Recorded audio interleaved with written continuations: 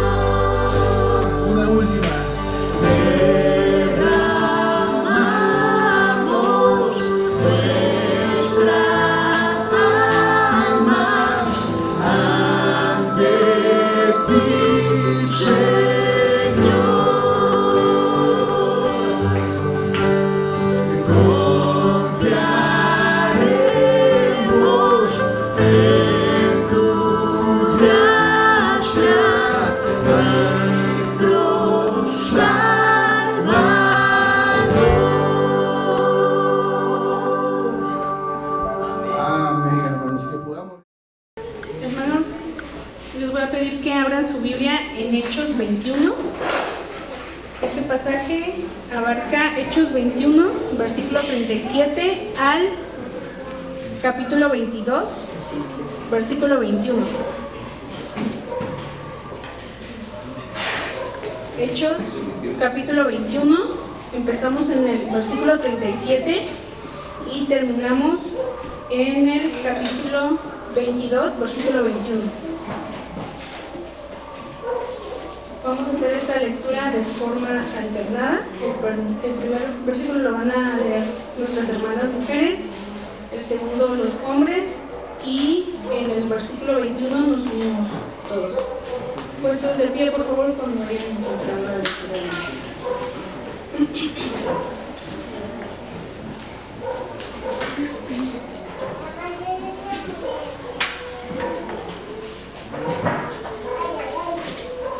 La palabra de Dios dice: cuando los soldados estaban a punto de meterlo en el cuartel, Pablo le preguntó al comandante: ¿me permite decirle algo? ¿Hablas griego?, replicó el comandante. ¿No es el egipcio que hace algún tiempo provocó una rebelión y llevó al desierto a 4,000 guerrilleros? No, yo soy judío, natural de Tarso, una ciudad muy importante de Cilicia, le respondió Pablo. Por favor, permíteme hablarle al pueblo. Con el permiso del comandante, Pablo se puso de pie en la entrada y hizo señalando la mano a la multitud. Cuando todos guardaron silencio, les dijo en arameo: Padres y hermanos, escuchen ahora mi defensa. Al oír que les hablaba en arameo, guardaron más silencio. Pablo continuó: Yo soy judío, nacido en Tarso de Cilicia, pero criado en esta ciudad, bajo la tutela de Gamaliel, recibí instrucción cabal en la ley de nuestros antepasados y fui tan celoso de Dios como cualquiera de ustedes lo es hoy día. Perseguía a muerte a los seguidores de este camino, arrestando y echando en la cárcel a hombres y mujeres por igual. Y así lo pueden atestiguar el sumo sacerdote y todo el consejo de ancianos. Incluso obtuve de parte de ellos cartas de extradición para nuestros hermanos judíos en Damasco, y fui allá con el fin de traer presos a Jerusalén a los que encontrara para que fueran castigados.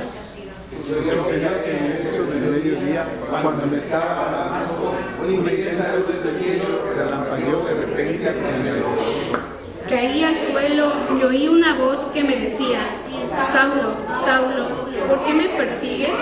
¿Quién eres, Señor? Pregunté. Yo soy Jesús de Nazaret, a quien tú persigues, me contestó él. Los que me acompañaban vieron la luz, pero no percibieron la voz del que me hablaba. ¿Qué debo hacer, Señor? Le pregunté. Levántate, dijo el Señor, y entra en Damasco. Allí se te dirá todo lo que seas dispuesto que hagas. Mis compañeros me llevaron de la mano hasta Damasco, porque el resplandor de aquella luz me había dejado ciego.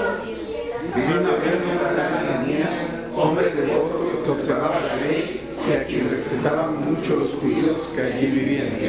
Se puso a mi lado y me dijo: hermano Saulo, recibe la vista. Y en aquel mismo instante recobré la vista y pude verlo.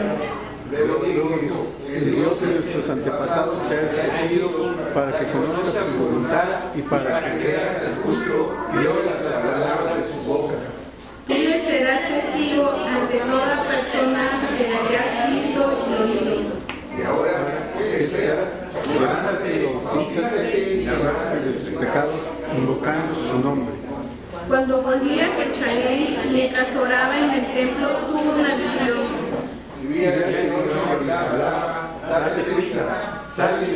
claramente de Jerusalén, porque no aceptarán tu testimonio acerca de mí. Señor, le respondí, ellos saben que yo andaba de sinagoga en sinagoga, encarcelando y azotando a los que creen en ti. Y cuando se derramaba la sangre de tus testigos, ahí estaba yo, dando mi aprobación y cuidando la ropa de quienes lo mataban. Pero el Señor me replicó, vete, yo te enviaré lejos a los gentiles. Amén. Damos el tiempo a nuestro hermano pastor que trae la palabra. Sin embargo, el día de hoy, hermanos, vamos a continuar y retomar nuestra serie de estudios del libro de los Hechos. Estaba yo haciendo memoria, hermanos. ¿Saben cuánto tiempo llevamos estudiando el libro de los Hechos? Bueno, no creo que se acuerden, pero tenemos 3 años estudiando el libro de los Hechos desde que iniciamos el capítulo 1. Entonces, ya casi vamos al final. Hoy vamos a comenzar el capítulo 22. Entonces ya casi vamos al final. Hermanos, ¿por qué tanta insistencia o por qué de pronto estudiar el libro de los Hechos? Ok, ¿saben por qué, mis hermanos? Uno de los principales atractivos del libro de los Hechos, hermanos, es que nos ofrece una imagen de la iglesia en acción. Uno de los atractivos principales del libro de los Hechos es que nos ofrece una imagen de la iglesia en acción. Nos cuenta la historia de los dirigentes, hermanos, llevando a cabo el ministerio. Y si nosotros, hermanos, ponemos atención y somos reflexivos al momento de estudiar este libro de los Hechos, hermanos, nos vamos a dar cuenta que toda esta historia no nos permite pensar que ser cristianos es un ejercicio cómodo de sillón, o que consiste únicamente en asistir el domingo a la reunión dominical. Eso no es ser cristiano, hermanos, definitivamente. Y creo que es por eso que sí tenemos que poner atención. No se trata nada más de profesar soy cristiano y ya. El libro de los Hechos, hermanos, es un libro muy apropiado, con un nombre que le queda exacto, como anillo al dedo, así como decimos nosotros. Hechos, acciones. El día de ayer compartimos la postalita que decía de que una persona sabia no es aquella que da consejos. No sé si lo recuerdan. Una persona sabia no es aquella que da consejos. Una persona sabia es aquella que da ejemplo. Y creo que el libro de los Hechos es definitivamente esto. Y yo quiero preguntarles el día de hoy, mis hermanos, ¿cuáles son las señales de que nosotros, la Iglesia La Esperanza, está respondiendo con fe a esta serie de estudios? ¿Cuáles son esas señales de que la Iglesia en todos los tiempos responde con fe a la gracia de Dios hacia nosotros? Bueno, quiero recordarles y quiero que con esto nosotros reflexionemos, nos apropiemos de esta palabra que necesitamos tener presente en todo momento. 3 señales, hermanos, que nos van a ayudar a recordar que estamos respondiendo. Y si nosotros no estamos llevando a cabo estas 3 señales, hermanos, entonces creo que sí somos de los que estamos pensando de que ser cristiano es un cómodo ejercicio de sillón o únicamente consiste en asistir a la iglesia el día domingo. La primera es, y creo que es la más importante, la que le da sentido a nuestra profesión, a nuestra misión, el evangelismo personal. El evangelismo personal, aunque algunas personas creen que tiene que ver con algunos que tienen el don de evangelismo, déjenme decirles que no es así. En el libro de los Hechos, hermanos, vemos que el evangelismo personal era tanto de los dirigentes como de todos aquellos miembros de la iglesia. Lo hemos venido estudiando. Entonces, una señal, hermanos, de que nosotros estamos respondiendo con fe a la gracia de Dios para con nosotros es el evangelismo personal. Si tú no estás evangelizando en tu vida diaria, creo que ahí tenemos un grave problema. Segunda señal, el estudio bíblico. El estudio bíblico, hermanos, es algo que nos enseña y que tenemos muy presente aquí en el libro de los Hechos. ¿Por qué? Porque el evangelismo personal déjenme decirles, hermanos, que no consiste únicamente en compartir sentimientos sin contenido. Hay gente que dice, sí es cierto, podemos contar nuestro testimonio para que la gente conozca de Cristo. Es verdad, podemos hacerlo de esta manera, pero el evangelismo personal va más allá de compartir únicamente sentimientos sin contenido. ¿A qué me refiero con esto, hermanos? Que nosotros los creyentes debemos de tener algo que decir. ¿Y qué vamos a decir si no estudiamos la Biblia? Debemos tener algo que decir, una historia que contar, un credo que profesar. ¿En qué creemos? Todo esto lo vamos a saber y lo vamos a adquirir con el estudio bíblico, el estudio de la palabra y definitivamente el fruto del Espíritu que vimos en la clase dominical, el gozo. Con gozo tenemos que predicar, que proclamar. No podemos llegar con alguien, ¿verdad? Y con una cara toda triste, siempre sufriendo y decir, te invito a que conozcas de Cristo, de verdad. Bueno, yo me la paso sufriendo, pero seguir a Cristo es algo bonito. No, o sea, tenemos algo que contar, una historia que decir, un credo que profesar y hacerlo con gozo. Segunda señal, entonces, el estudio bíblico de la palabra. Y tercera y última señal de que estamos respondiendo con fe a la gracia de Dios para con nosotros a través de este estudio de los hechos es de que podemos identificar. Y aquí, mucho ojo, hermanos, esto es demasiado importante. Podemos identificar a las personas que nos están diciendo algo, pero que se han desviado por otro camino. Es decir, nosotros podríamos identificar quiénes son las personas que verdaderamente han recibido algo de parte de Dios y quiénes están hablando únicamente lo que se les ocurre, o incluso llevan dentro de la iglesia, las congregaciones, métodos empresariales y métodos que tienen que ver más con el empoderamiento humano, personal, y cosas que no tienen nada que ver con la palabra de Dios. Entonces, 3 señales, hermanos, de que nosotros verdaderamente estamos aprendiendo, estamos aprovechando este tiempo después de 3 años, es eso. El evangelismo personal tiene que ser parte de tu vida. El estudio bíblico de la palabra definitivamente no puede faltar. Y por último, vas a poder determinar, vas a poder darte cuenta y detectar quién está predicando la palabra y quién definitivamente te está llevando por otro lado, ¿verdad? Ok, ten presente tu misión. La misión es algo que no debemos olvidar. ¿Cuántos nos hemos olvidado, hermanos, que tenemos una misión? Estamos en misión. El año pasado no fue en el 2022 que llevamos a cabo Misión Jesucristo, ¿se acuerdan? Fue una campaña que tuvimos aquí dentro de la iglesia, Misión Jesucristo. Y yo siempre voy a estar con esto, hermanos, buscando, recordando, viendo la manera de que la iglesia, la esperanza, ustedes, hermanos que son miembros de la iglesia, nos enfoquemos, nos empapemos, nos involucremos en la misión, porque esta no podemos hacerla a un lado. Definitivamente debe ser parte de mi vida, debe ser parte de tu vida, debe ser parte de la vida de la iglesia. Y si no lo estamos haciendo, hermanos, qué triste, ¿verdad? Ok, ten presente tu misión. Este es el estudio del día de hoy, es el mensaje que quiero compartir con ustedes y quiero invitarles a que no cierren sus Biblias. Y si ya la cerraron, ábranla en el capítulo 21 del libro de los Hechos. Vamos a leer los últimos versículos de este capítulo y vamos a continuar con el capítulo 22. Entonces, ten presente tu misión. Estando yo preparando este mensaje, me llamó la atención algo y con esto quiero preguntarles, a ver si ustedes saben algo acerca de esto. ¿Ustedes saben, hermanos, cuál es el idioma que se parece más al español? Italiano dicen por aquí, portugués dijeron aquí. ¿Quién da más? A ver, ¿cuál es el idioma que se parece más al español? A ver, díganme. Portugués, dice Benjamín. A ver, ¿cuál es? ¿Qué dice la mayoría? A ver, ¿cuántos votan por italiano? ¿Cuántos votan por portugués? Portugués, ¿verdad? Efectivamente, el idioma que más se parece al español es el portugués. ¿Sí?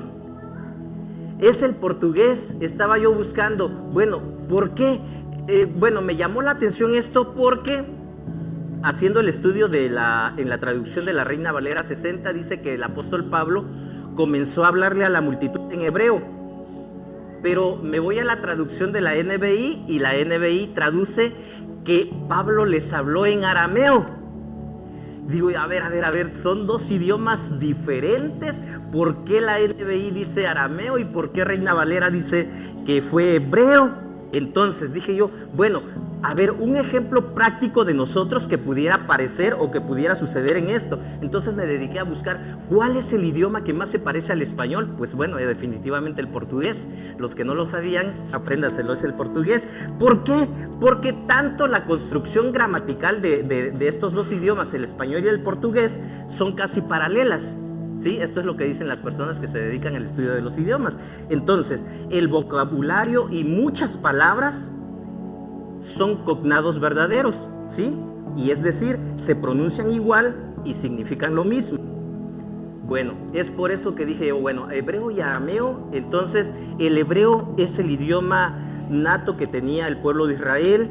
Posteriormente hubo por ahí alguna variación, empezó a difundirse el arameo y es el idioma que más predominaba en el tiempo del Señor Jesús. Es el idioma que hablaban los primeros cristianos. Bueno, el griego ya era el idioma universal en ese tiempo, que también forma parte de los escritos de la Biblia, pero esa es la razón. La Reina Valera 60 traduce hebreo. Parece ser que la palabra o la oración que el escritor Lucas pone ahí es la palabra que dice hebraidi dialecto, es lo que él traduce. Entonces Reina Valera dice era hebreo, pero ya los más estudiosos, los estudios más recientes dicen que se refiere específicamente al arameo. Y bueno, yo me quedo con esto de que era el arameo. Bueno, vamos a retomar nuestro estudio. En el estudio anterior, hermanos, hace 15 días, nos quedamos, dejamos a Pablo, que había sido atado, encadenado, ¿sí se acuerdan? Había sido encadenado, dice que lo agarraron con 2 cadenas, una en cada mano. El apóstol Pablo pues empieza a sufrir este problema en el cual lo involucraron. ¿Se acuerdan que lo difamaron? Le hicieron una serie de falsas acusaciones y entonces llegan los soldados romanos y lo liberan del linchamiento. Probablemente ya estaba muy malherido, maltratado, con muchas magulladuras, ¿verdad? Pero ¿saben qué? Y aquí es donde empieza nuestra historia del día de hoy.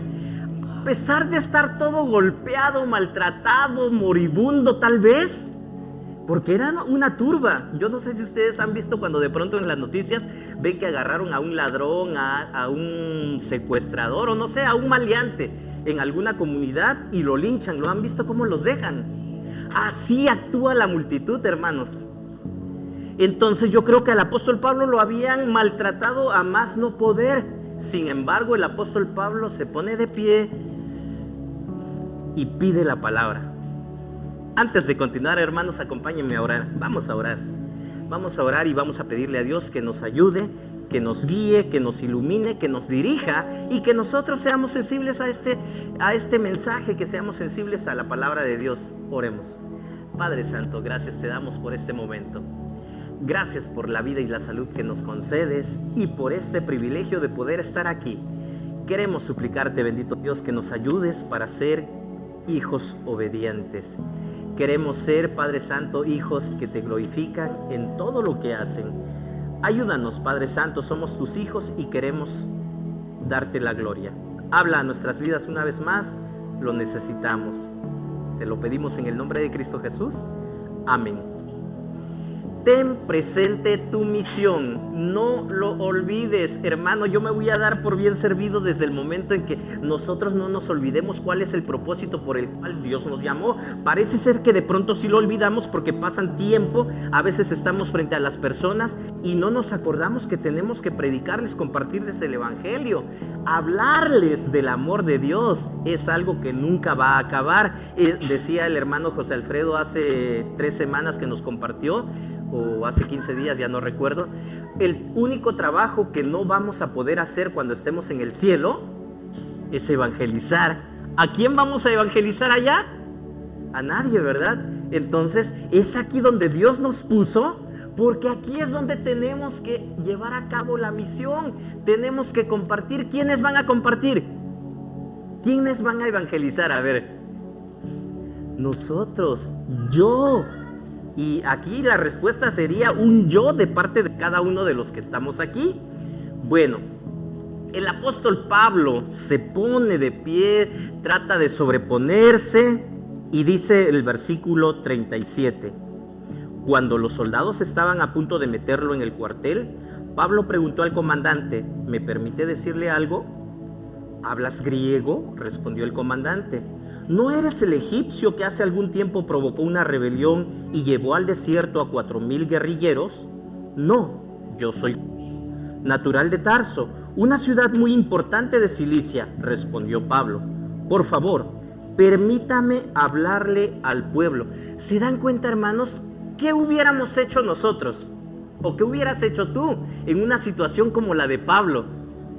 Probablemente estuviéramos pidiendo auxilio, socorro, no me dejen aquí con esta multitud que me va a terminar de matar o algo así.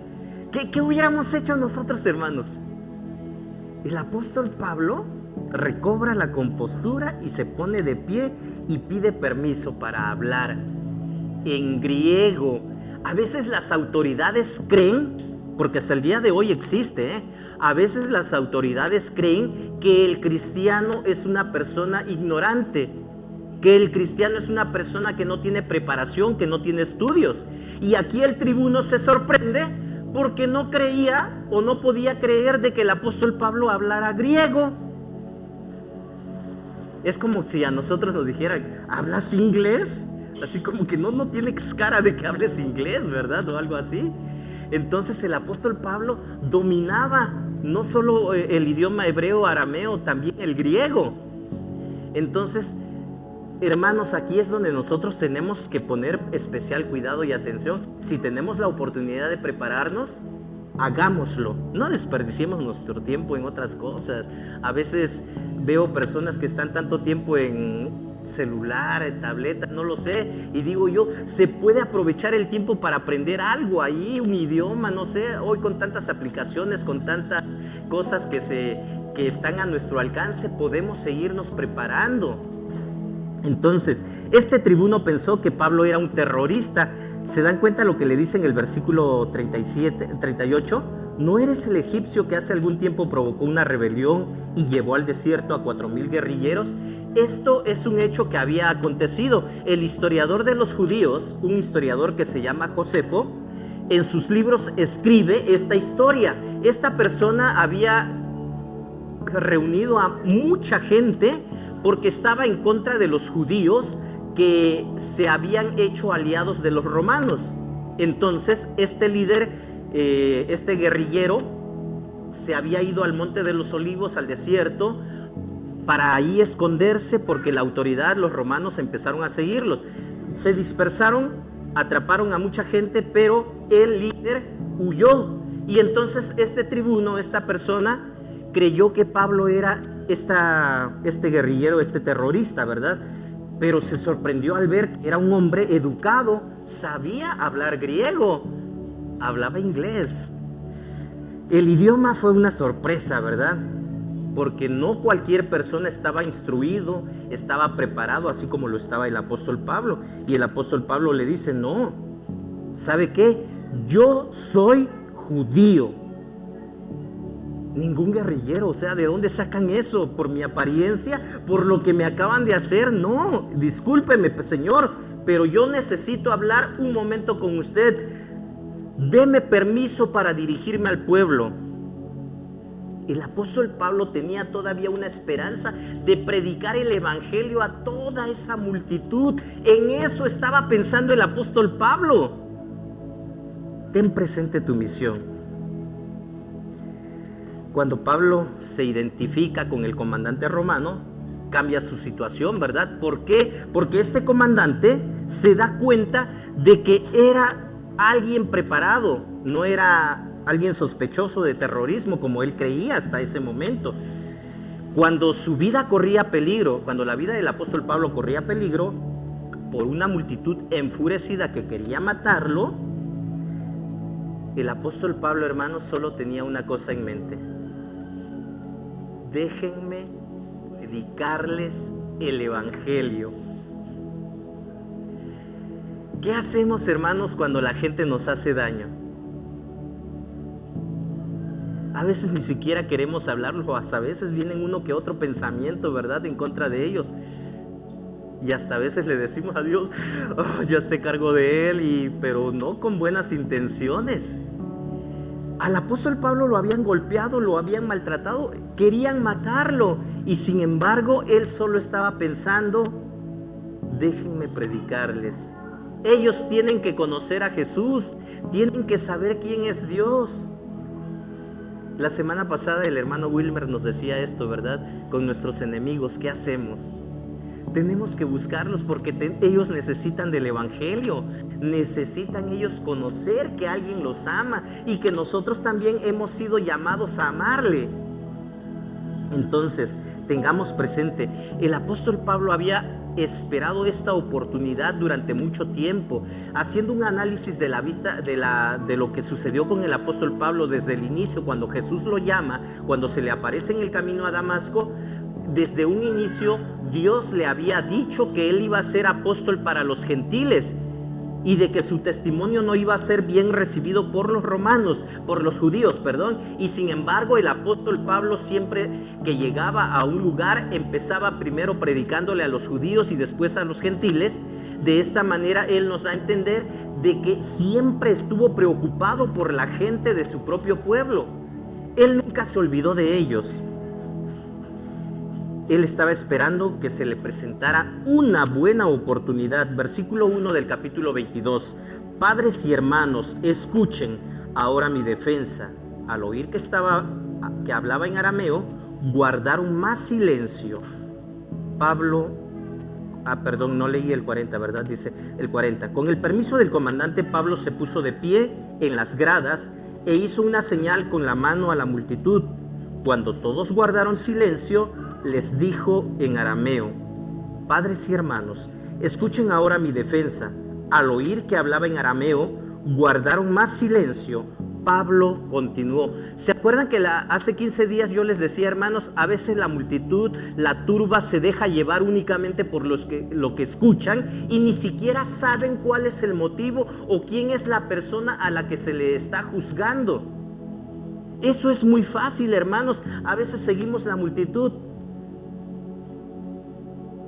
A veces únicamente por inercia, por hacer lo que hace la mayoría. ¿Se acuerdan que de pronto sacan en las noticias a personas que están en marchas? Oye, ¿y tú por qué vienes para protestar? Y de repente es así como que, bueno, porque me dijeron o porque esto, y ni siquiera saben cuál es el motivo real o qué es lo que están defendiendo supuestamente. Sí han visto este tipo de notas que de pronto así pasan y dicen, bueno, ¿podrías decirnos cuál es el derecho que te están quitando? Y así como que, ay, no lo había pensado, pero están ahí gritando, exigimos nuestros derechos. Pues ¿cuáles, verdad? Así estaba la multitud, porque cuando Pablo les empieza a hablar en arameo, se sacaron de onda, así como que, mira, habla arameo, o sea, es uno de los nuestros. Es como si yo me fuera a otro pueblo y yo aprendí una que otra palabra, pero no sé hablar fluidamente ese dialecto, ese idioma. Entonces cuando me escuchen hablar van a decir, pues quién sabe de dónde viene, quién sabe quién sea, ¿verdad? Pero si ven y escuchan que yo hablo fluidamente el idioma que ellos hablan, van a decir, es uno de los nuestros.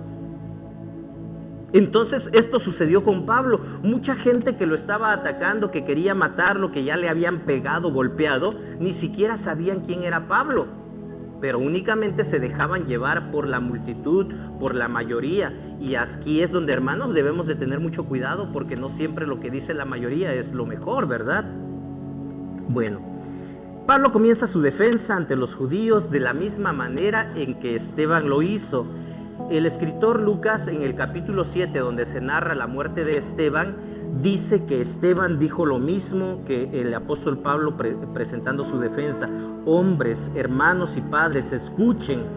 Pablo les dio aquí una magnífica defensa. Esto es algo que él necesitaba hacer.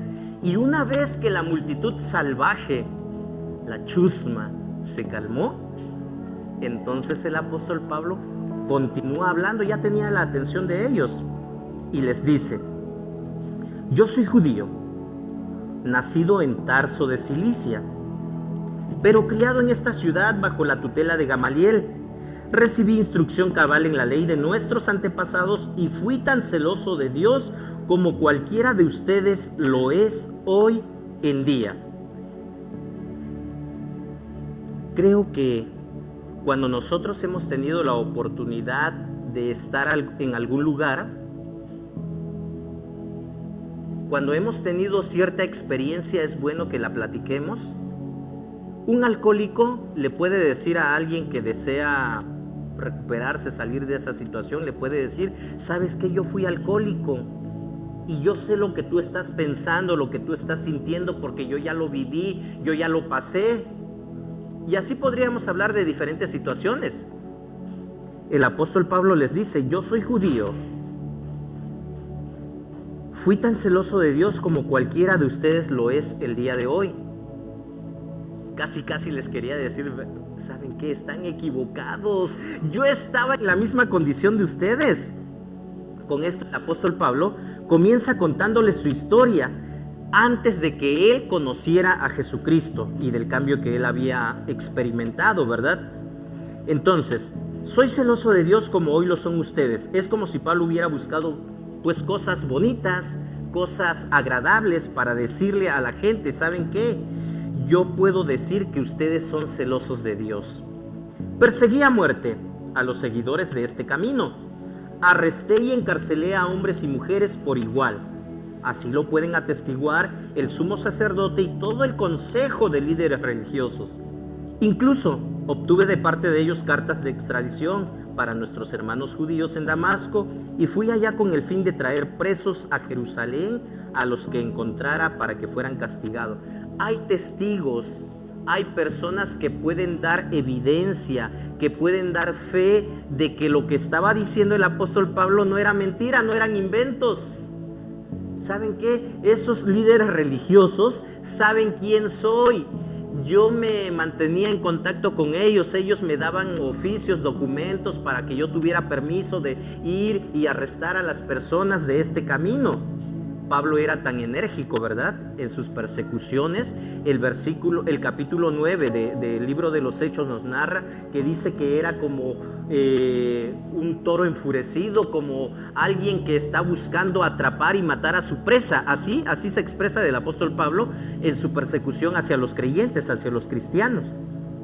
Entonces, en algunos casos, el apóstol Pablo fue responsable de la muerte de algunos seguidores de Jesús. No siempre, ¿verdad? Pablo le estaba comunicando a la multitud esto: ustedes trataron de matarme, pero ¿saben qué? Yo sobresalí en matar a muchos. Esa gente, esos judíos que querían matar a Pablo, le dicen: ¿saben qué? Ustedes querían matarme a mí, yo sí maté a muchos. Así como ustedes querían llevar a cabo este asesinato, yo sí lo logré. Pablo no mató a todo aquel cristiano que él conoció, ¿verdad? Algunos simplemente fueron arrestados, fueron arrastrados y llevados presos, porque no eran matados todos, ¿verdad? Pero ante todo esto que hacía el apóstol Pablo, tenía la aprobación de los líderes religiosos de su tiempo. El mensaje era claro, ¿verdad? Yo entiendo por qué ustedes me han atacado a mí. Sí los entiendo, porque yo mismo hice lo mismo, o yo hice lo mismo anteriormente. Yo fui un atacante también. Yo entiendo de dónde vienen ustedes. Pablo ya era un cristiano por más de 20 años cuando está sucediendo esto, pero él aún seguía relacionándose con los que no eran cristianos. Y les empieza a contar su testimonio. ¿Qué es lo que sucedió con el apóstol Pablo? Versículo 6. Sucedió que a eso del mediodía, cuando me acercaba a Damasco, una intensa luz del cielo relampagueó de repente a mi alrededor. Caí al suelo y oí una voz que me decía: Saulo, Saulo, ¿por qué me persigues? ¿Quién eres, Señor?, pregunté. Yo soy Jesús de Nazaret, a quien tú persigues, me contestó él. Los que me acompañaron vieron la luz, pero no percibieron la voz del que me hablaba. ¿Qué debo hacer, Señor?, le pregunté. Levántate, dijo el Señor, y entra en Damasco. Allí se te dirá lo que se ha dispuesto que hagas. Mis compañeros me llevaron de la mano hasta Damasco, porque el resplandor de aquella luz me había dejado ciego. Los judíos, la multitud que estaba escuchando, no conocían sobre esta historia del apóstol Pablo.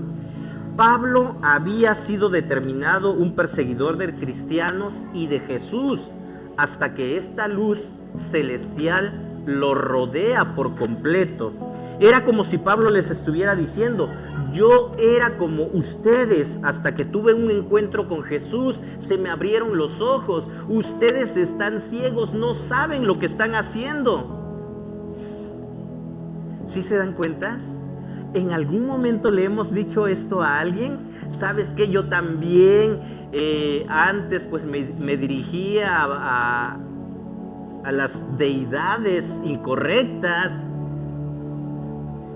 a dioses falsos, hasta que la luz de Jesús vino a mi vida. El apóstol Pablo está dando su testimonio. Le dice: hasta que tuve un encuentro con Jesús, Jesús me conoció y mi vida cambió dramáticamente. Pablo también llegó a comprender que él mismo estaba persiguiendo a Jesús, pues si el mismo Jesús se lo dijo: yo soy Jesús a quien tú persigues. Lo brillante de la luz hizo que Pablo se quedara ciego. Eso les está diciendo. Quedó ciego completamente porque estaba persiguiendo a Jesús. Él estaba espiritualmente ciego. Pero ahora en ese encuentro con Jesús también queda físicamente ciego. Hay gente que no lo sabe, pero son ciegos espirituales. Lo peor es quedarte ciego por completo físicamente. Esto es algo terrible, ¿verdad? Cuando alguien pierde la vista. Entonces, él tuvo que ser humilde al relatar esto, dejarse guiar de la mano hasta la ciudad de Damasco. Hay personas que, a pesar de las pruebas y aflicciones que vienen a su vida, lejos de quebrantarse, lejos de experimentar un poco de bondad o humildad, se vuelven más agresivos, se resienten más. No sé si han visto a personas o de pronto alguien ha actuado así. Cuando se caen y alguien viene y te quiere levantar y le dice: hazte a un lado o déjame. ¿No les ha pasado? Lo han visto en películas tal vez, ¿verdad? Así sucede. Hay personas que tienen este tipo de reacción. Oye, pero yo solo te quiero ayudar. Ayuda más el que no estorba. No sé, pero yo sí he conocido a personas así que de pronto pues, tú quieres ayudarles nada más, y lejos de quebrantarse, de decir: ay, sí, necesito ayuda, ayúdame por favor, se molestan más, se enojan. Esto es orgullo, ¿verdad? En su modo excesivo. Y el apóstol Pablo no fue así. A pesar de que él era conocido por ser de esta manera enérgica, drástico, malo, él se deja guiar y lo llevan de la mano. ¿Por qué? Porque él ya no podía ver. Bueno, continúa su relato en el versículo 12. Vino a verme un tal Ananías, hombre devoto que observaba la ley y a quien respetaban mucho los judíos que allí vivían. Se puso a mi lado y me dijo: hermano Saulo, recibe la vista. Y en aquel mismo instante recobré la vista y pude verlo. Luego dijo: el Dios de nuestros antepasados te ha escogido para que conozcas su voluntad y para que veas al justo y oigas las palabras de su boca. Tú le serás testigo ante toda persona de lo que has visto y oído. Y ahora, ¿qué esperas? Levántate, bautízate y lávate de tus pecados invocando su nombre. Esto es lo que debe hacer cualquier persona que tiene un encuentro con Jesús. Levantarse y bautizarse. No es posible que alguien diga, yo ya recibí a Cristo en mi corazón, yo ya decidí ser cristiano, pero que pase todo el tiempo, 2, 3, 4, 5 años, ¿por qué no te bautizas? No, yo creo que más adelante.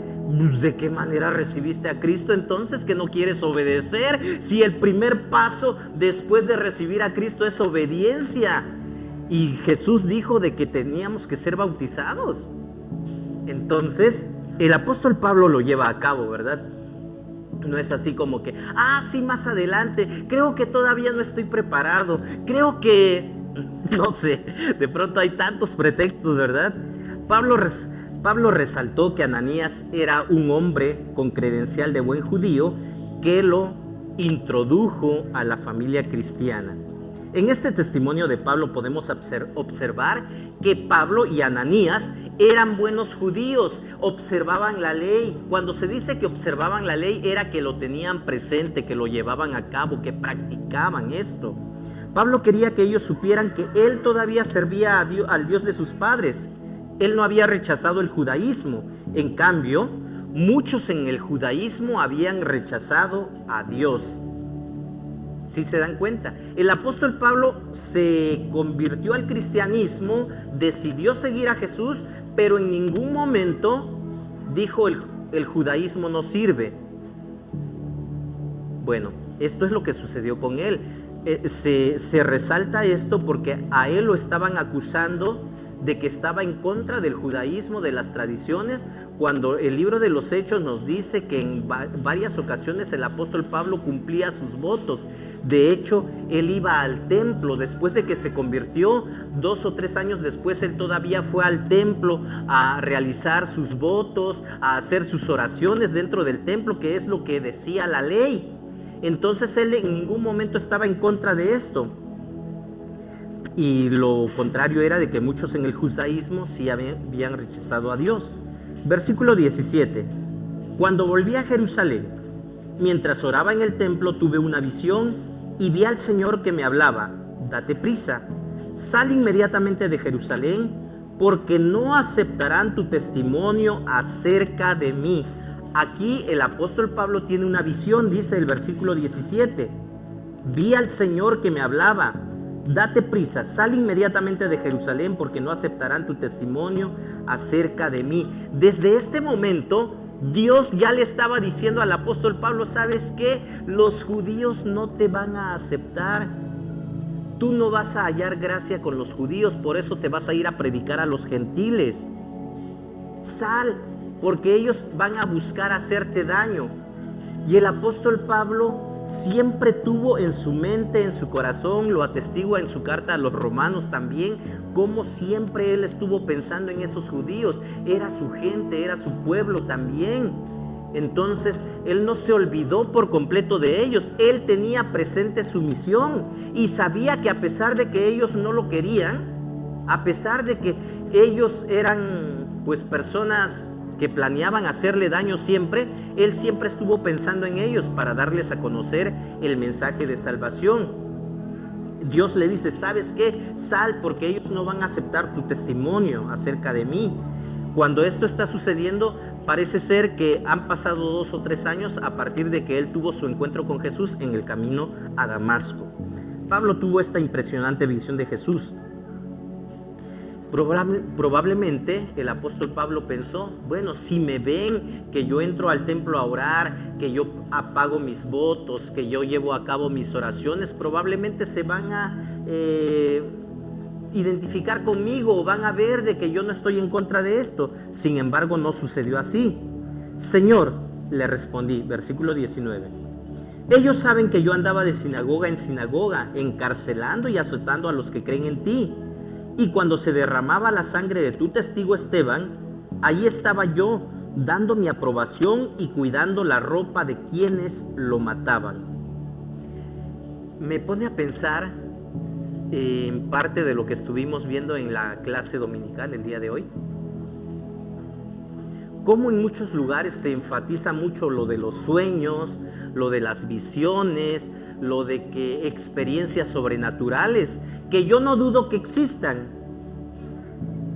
Dios se manifiesta de diferentes maneras y sigue siendo el mismo, dice la palabra, ayer, hoy y por los siglos.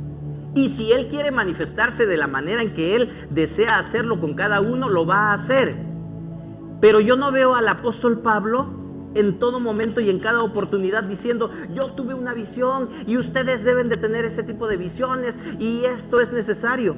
Únicamente Él habló de esto cuando fue necesario, no para hacer que las demás personas tuvieran ese mismo tipo de experiencias que Él había tenido. Él no le daba demasiada importancia a esto. Él siempre estuvo predicando el mensaje de salvación, lo cual tú y yo tenemos que hacer también el día de hoy. No, es que yo nunca he tenido ninguna visión. Es que yo no he soñado como aquel profeta, como aquel que vi en tal lugar. No es necesario. Cumplamos la misión a la manera en que Jesús nos la dejó. Entonces, ellos saben que yo solía perseguir a los cristianos, dice. Entonces, él creyó hasta en ese momento que probablemente con este testimonio tan fuerte, la gente se iba pues a identificar con él, o iban a, ¿cómo se dice? Iban a ablandar su corazón. Y no fue así. Hoy en día podemos escuchar testimonio de personas que hicieron muchas cosas malas: narcotraficantes, drogadictos, violadores, secuestradores, no lo sé. Sí, hay personas que Dios las ha sacado, las ha rescatado, y su testimonio ha servido para que otras más vengan al conocimiento de la palabra. Y el apóstol Pablo en eso estaba pensando: yo hice todo eso en contra de los creyentes. Por favor, ustedes no hagan lo mismo, no cometan los mismos errores que yo. A veces así le decimos a nuestros hijos, ¿verdad? Los que tenemos hijos. O nuestros padres nos dijeron también lo mismo: ¿sabes qué? Yo hice esto y no me fue bien. Entonces pon atención. Pero ¿qué dice el dicho? Que nadie experimenta en cabeza ajena. Entonces muchas veces las personas dicen: ¿sabes qué? A mí no me interesa lo que tú me cuentes, lo que tú me digas. ¿Sabes qué? Yo quiero vivir, yo quiero experimentar, yo quiero saber de primera mano.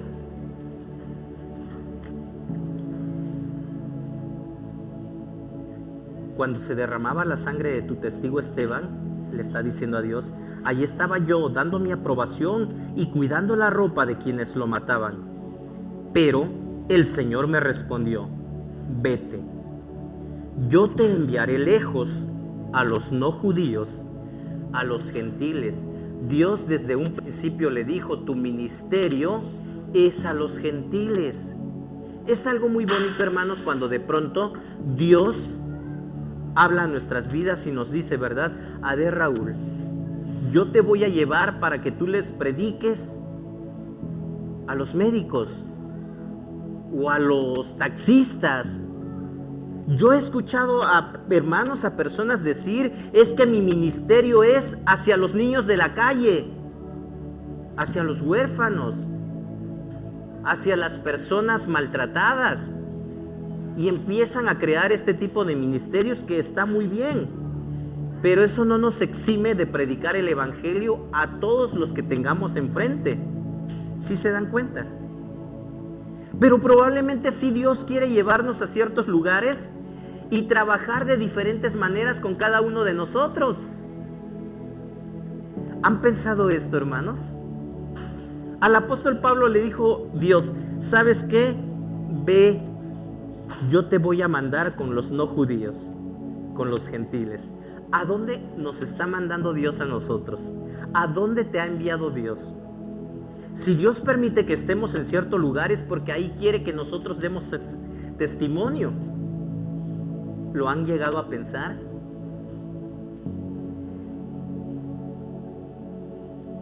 En diferentes lugares Dios pone a sus hijos.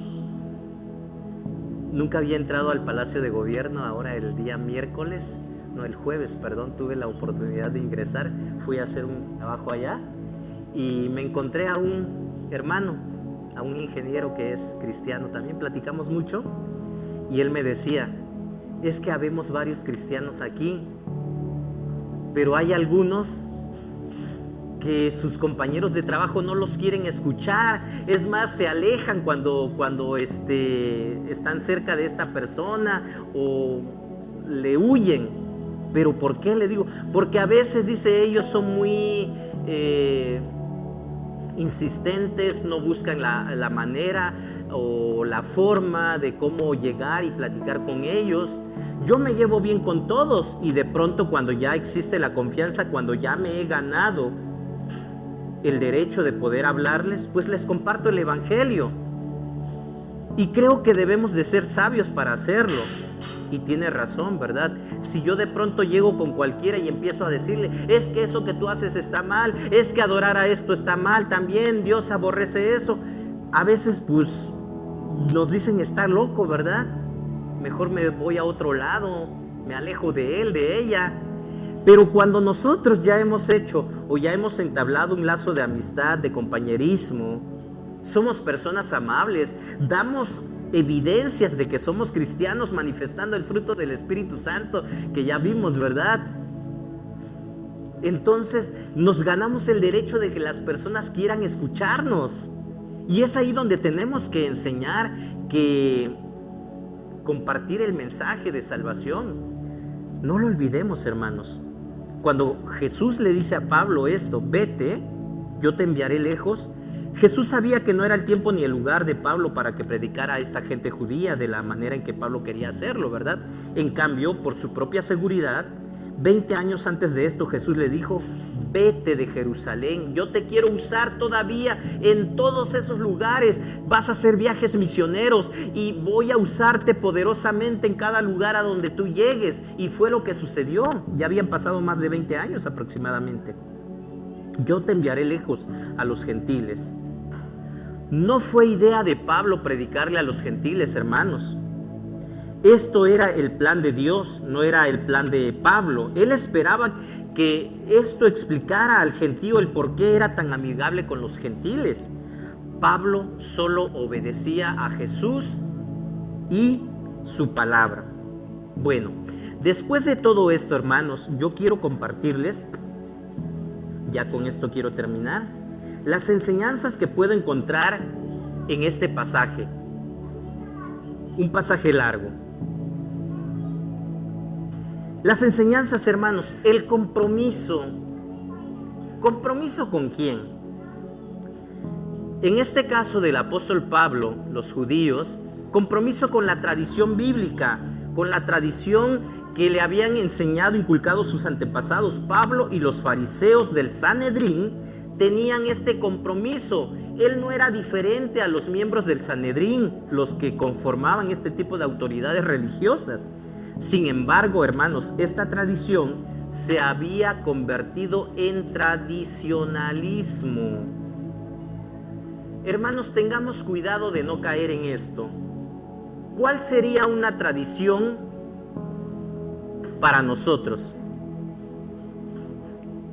Hay personas que siguen creyendo que si no adoramos el día sábado, que es el día de reposo que Dios instituyó, entonces estamos mal, no estamos siguiendo a Cristo Jesús. Y todos los que adoramos en domingo, pues estamos mal. ¿Qué pasaría, hermanos, si el gobierno cambia el día de descanso obligatorio y en vez de que el día de descanso sea domingo, diga, pues el miércoles va a ser el día en que se cierren pues las empresas oficiales y pues la mayoría de la gente va a descansar ahora el miércoles y el domingo va a ser considerado un día de trabajo igual que cualquier otro? ¿Qué diríamos? No, es que pues ¿cómo? Si el domingo es el día del Señor. Efectivamente, nosotros lo ocupamos para adorar a Dios. Pero yo creo que no es tanto el día, sino la devoción, la intención en cómo lo hacemos nosotros. Y podemos adorar cualquier otro día. En las bahías de Huatulco, hermanos, cuando pudimos estar allá, Bueno, el hermano Eduardo, la hermana Abril también anduvieron un tiempecillo por allá. Bueno, Eduardo sigue por allá. Allá llegó el momento en que tuvimos que cambiar el horario del servicio, del culto. Teníamos el culto temprano en la mañana, pero la mayoría de los hermanos ya no podía llegar porque ellos no son empresarios, ellos no son los dueños de los restaurantes, de los negocios que allá hay. Y entonces muchos ya no llegaban porque tenían que trabajar. Sus patrones pues los obligaban a trabajar y estaban libres pues ya en la tarde. Entonces comenzamos a hacer los servicios ahora en la tarde, porque ya en la mañana no se podía. Algunos decían, pero es que está mal, ¿por qué hacen eso? Es el momento en que todos pueden hacerlo. Entonces, el compromiso debe ser con Dios y no con otra cosa. Esto es lo que estaba sucediendo con el apóstol Pablo. Este conservadurismo de los judíos se había convertido en un tradicionalismo muerto que perseguía a los instrumentos de cambio que Dios estaba enviando. Y por eso querían matar al apóstol Pablo, porque no se apegaba a lo que ellos creían que era correcto. Ellos tenían compromiso con el tradicionalismo, no con Dios. Tengamos cuidado. La oración, hermanos, nos ayuda a sintonizar con Dios.